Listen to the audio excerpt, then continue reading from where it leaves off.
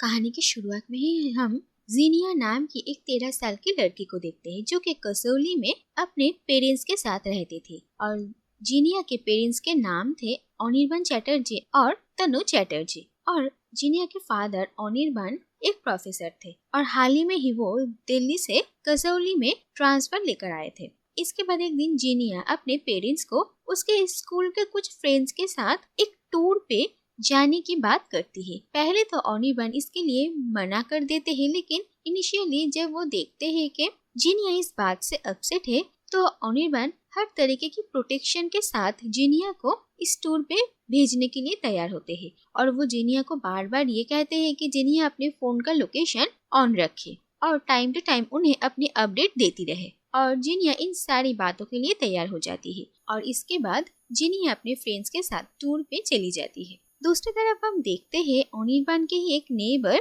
Mrs Roy को, जो कि अकेली ही यहाँ पर रहती है और अनिर्बान कभी कभी उनसे आकर बात करता था। और हम देखते हैं कि मिसेस रॉय को पैरानॉर्मल चीजों में इंटरेस्ट था और वो हमेशा अनिर्बान को इस बात पर यकीन दिलाने की कोशिश करती है कि इंसानों की दुनिया के अलावा भी आत्माओं की भी दुनिया होती है और वो आत्माओं के साथ कांटेक्ट कर सकती है। लेकिन अनिर्बान इन सारी तकियानुसी बातों पर बिल्कुल भी यकीन नहीं करता था और इस बात को लेकर मिसेस रॉय और अनिर्बान के बीच हमेशा बहस होती रहती थी। दूसरी तरफ अनिर्बान के एक और नेबर थे जिनका नाम था केवल धवन। और अनिर्बान की वाइफ हमेशा देखती थी कि उनके घर की तरफ हमेशा घूरते रहता था। इसके बाद ये देखा जाता है कि जीनिया के टूर से वापस आने का वक्त हो गया था, लेकिन अनिर्बान और तनु के साथ जीनिया की कांटेक्ट नहीं हो पा रहा था और वो जब भी कॉल करती थी तो कनेक्शन की प्रॉब्लम होती थी। और फिर वो लोग बहुत ट्राई करते हैं लेकिन जीनिया के साथ कांटेक्ट नहीं कर पाते हैं।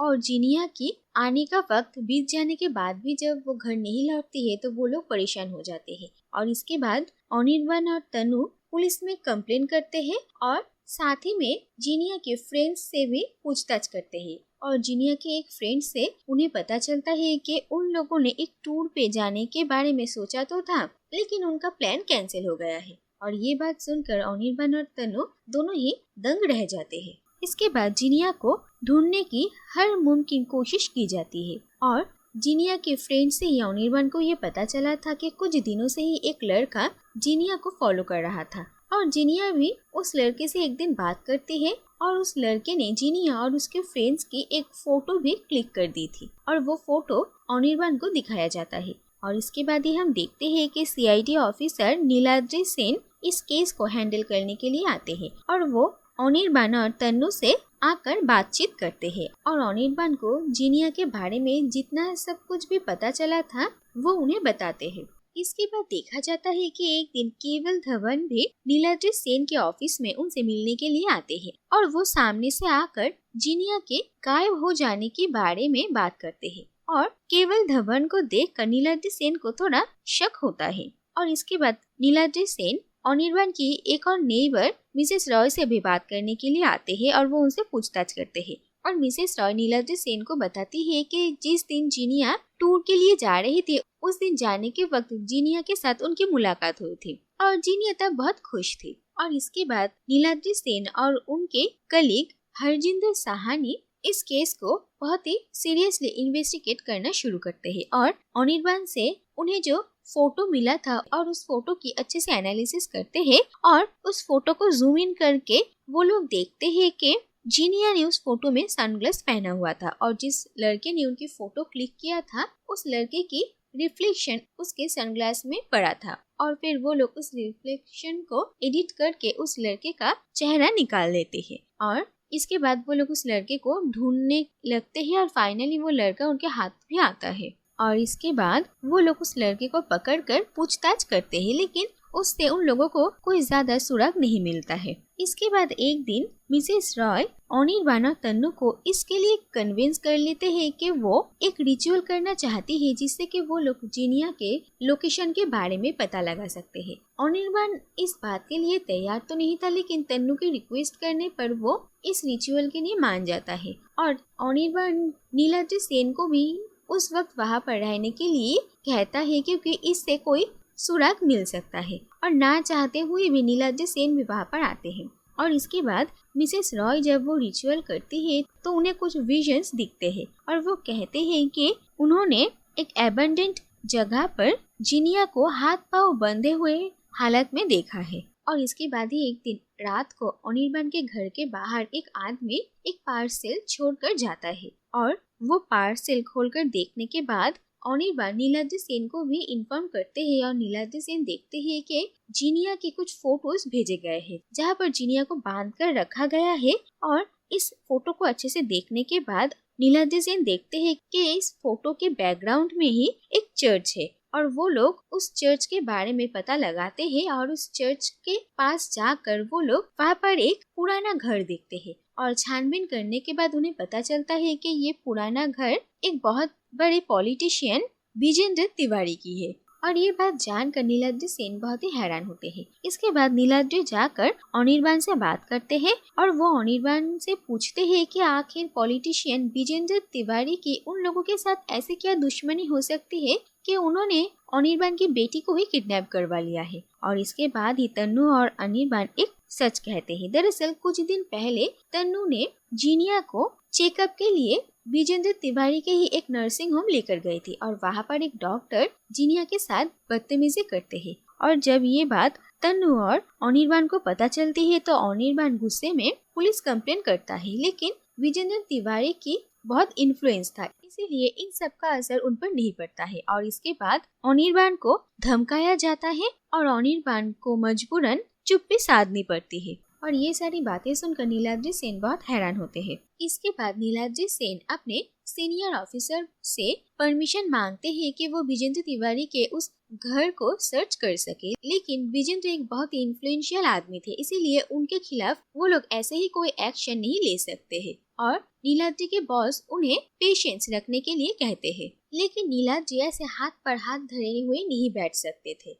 इसीलिए वो खुद ही विजेंद्र तिवारी से मिलने के लिए उनके घर चले जाते हैं और वहाँ पर वो जिनिया के बारे में और उसके ऐसे ही अचानक अगवा हो जाने के बारे में पूछताछ करते हैं। लेकिन विजेंद्र तिवारी बहुत ही बदतमीजी से बात करते हैं और वो कहते हैं कि उन्हें इससे कोई फर्क नहीं पड़ता कि कौन सी लड़की कहाँ पर अगवा हो गई है। और ये बातें सुनकर नीलाद्रि को बहुत गुस्सा आता है और वो तय करता है कि वो खुद ही अब इस आदमी के खिलाफ एक्शन लेगा। और वो लोग विजेंद्र तिवारी के उसी पुराने घर में तलाशी लेने के बारे में फैसला करते हैं, लेकिन विजेंद्र तिवारी को ये गलत इन्फॉर्मेशन मिलती है कि वो लोग 2 दिन बाद तलाशी लेने वाले हैं, जिससे कि विजेंद्र तिवारी अपने आदमियों को कहकर उस घर को साफ कर देने के लिए कहते हैं। लेकिन नीलाद्रि 2 दिन पहले ही उस घर में आ जाते हैं और वहाँ पर चारों तरफ छानबीन करने के बाद भी उन्हें जिनिया तो नहीं मिलती, लेकिन वहाँ पर वो लोग देखते हैं कि पूरे घर में नकली दवाइयों की गोदाम था। और नीलाद्रि को समझ में आता है कि विजेंद्र तिवारी अपने नर्सिंग होम के अंदर इन नकली दवाइयों की बिजनेस कर रहे हैं। और नीलाद्रि देखते हैं कि उस घर में विजेंद्र तिवारी भी मौजूद है और विजेंद्र तिवारी जब उन लोगों को वहाँ पर देखते हैं तो वो गुस्से में हरजिंदर पर गोली चला देते हैं और सेल्फ डिफेंस में हरजिंदर भी गोली चला देता है, लेकिन उसकी गोली विजेंद्र को नहीं लगती है। और इसके बाद नीलाद्रि विजेंद्र को शूट करते हैं जिससे कि वहीं पर विजेंद्र की मौत हो जाती है। और जब ये सारी बातें नीलाद्रि के बॉस को पता चलते हैं तो ऐसे अचानक खुद से डिसीजंस लेने की वजह से वो नीलाद्रि पर बहुत गुस्सा करते हैं और वो कहते हैं कि बाकी का सिचुएशन वो खुद ही हैंडल कर लेंगे। लेकिन इसके बाद नीलाद्रि फिर से इस पूरे केस के बारे में सोचते हैं और उन्हें मिसेस रॉय और केवल धवन पर शक होता है और वो केवल धवन पर रिसर्च करते हैं और उन्हें पता चलता है कि कुछ साल पहले केवल धवन विजेंद्र तिवारी के नर्सिंग होम में ही एज ए सुपरिंटेंडेंट जॉब करते थे और उनकी मेडिसिन के कुछ घोटालों के वजह से ही 5 बच्चों की जान गई थी और उन्हें अरेस्ट भी किया गया था। और इसके बाद ही नीलाद्रि को ये पता चलता है कि केवल धवन और मिसेस रॉय एयरपोर्ट के लिए निकले हैं और नीलाद्रि भी उनका पीछा करने के लिए एयरपोर्ट पहुंचते हैं। और ये देखा जाता है कि मिसेस रॉय और केवल धवन के साथ बुर्का पहना हुआ कोई था और नीलाद्रि को लगता है कि वो दोनों मिलकर बच्चों की किडनैपिंग करते हैं और उन्हें बेच देते हैं। लेकिन इसके बाद ही वहाँ पर अनिर्बान और तन्नू आते हैं और ये देखा जाता है कि बुर्के में जो बच्ची थी वो जिनिया थी। और इसके बाद अनिर्बान नीलाद्रि के सामने सारा सच कहते हैं और वो कहते हैं कि जीनिया कभी भी किडनैप हुई ही नहीं थी और ये सब कुछ इन्हीं का प्लान था। दरअसल कुछ साल पहले विजेंद्र तिवारी के नर्सिंग होम में जो 5 बच्चे मारे गए थे उनमें